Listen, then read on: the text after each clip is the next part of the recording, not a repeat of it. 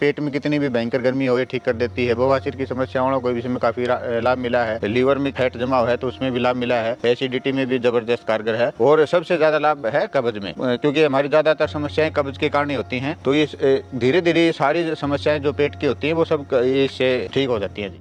5 तरह की बूटियां पेट की समस्याओं का रामबाण इलाज हैं। ये अनुभव है किसान अमरजीत सिंह का और खास बात ये है कि ये बूटियां खेतों में ही उगती हैं।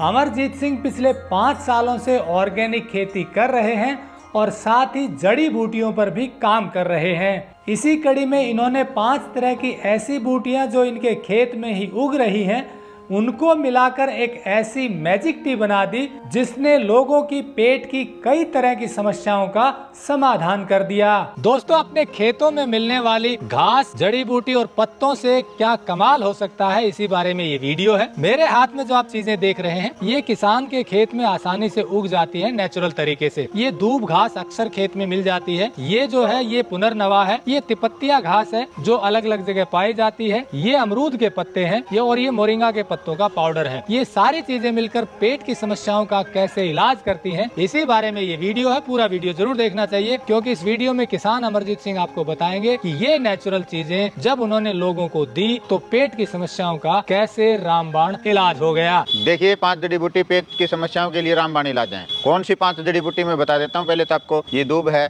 मोरिंगा है, अमरूद की पत्ती है, तिपतिया है और पुनर्नवा है। इसको हम हमारे यहाँ लोकल भाषा में साटी भी बोलते हैं। ये काम कैसे करती हैं? जैसे दूब है, शास्त्रों के अनुसार तो इसे अमर तत्व भी कहा गया है, क्योंकि जंगल में कितनी भी भयंकर आग लग जाए सब कुछ नष्ट हो जाएगा लेकिन दूब वहाँ पे भी जिंदा बचेगी। इसके अंदर इन्फेक्शन से लड़ने की इतनी ताकत है कि पेट में कितना भी भयंकर इन्फेक्शन हो, इसको अगर 3 दिन तक खा लिया जाए तो कितना भी भयंकर इन्फेक्शन खत्म हो सकता है। और दूसरी एक बात आप नोट करेंगे कि मांसाहारी जानवर भी इसको खाते हैं। मांसाहारी जानवर जैसे शेर बीमार हो जाता है तो दूब घास को खाता है, घोड़ा भी दूब को खाता है। तो इसको एक कोई नॉर्मल घास न समझें, ये एक बहुत ही पावरफुल जड़ी बूटी है। दूसरा है ये मोरिंगा। मोरिंगा तो एक सुपर फूड है, आजकल सब जानते हैं। इसमें 90 तरह के न्यूट्रिएंट और माइक्रो न्यूट्रिएंट होते हैं जो हमारे शरीर के लिए बहुत ही लाभदायक होते हैं। ये है अमरूद की पत्तियां। अमरूद की पत्तियां पाचन शक्ति के लिए, पेट के लिए बहुत ही फायदेमंद चीज होती हैं। ये है तिपतिया। ये खून को साफ करने में और लीवर को साफ करने में एक बहुत ही महत्वपूर्ण औषधि होती है जी। ये है पुनर्नवा, जिसे हमारे यहाँ लोकल भाषा में साटी भी बोलते हैं। सफेद पुनर्नवा है। इसका पुनर्नवा नाम ही इसलिए कि पुनः नया कर देती है आदमी को। ये लीवर के लिए रामबाण औषधि होती है। ये 5